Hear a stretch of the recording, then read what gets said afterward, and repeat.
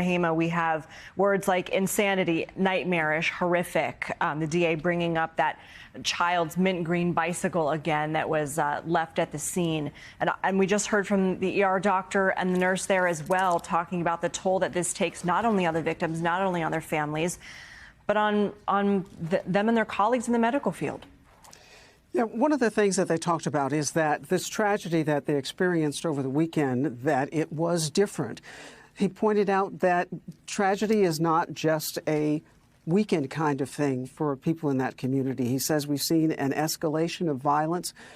There have been reports out that the city of Philadelphia has seen something like 212 homicides so far this year, not including what happened over the holiday weekend. The reports indicate that the violence is down by 19% from this time last year, but that is little comfort to people in this community who are suffering.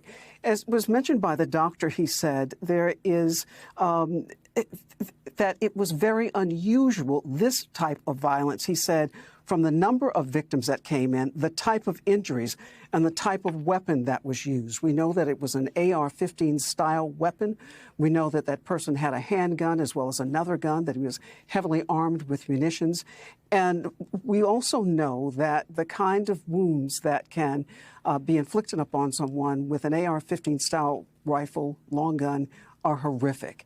And you could hear in the voice of the doctor as well as the voice of the nurse that they are impacted by this. They are professionals.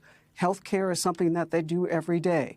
Imagine, they were suggesting to us, what it's like for the families to have to live with this reality of what happened over the weekend. So it was a heartfelt and emotional testimony, if you will, from the doctor and the nurse about how this community has been impacted by not just this tragedy, but ongoing tragedies that occur in that community, that has brought a kind of silence. He said the streets went quiet. That bicycle, as you talked about, it was left untouched there, a bicycle of a child, indicating as a young person that ran, literally ran for their lives. And people in that community feeling that their lives are in danger regularly.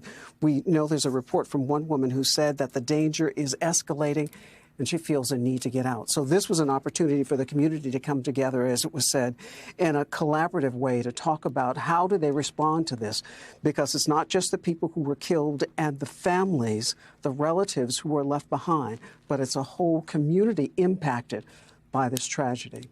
Lindsay?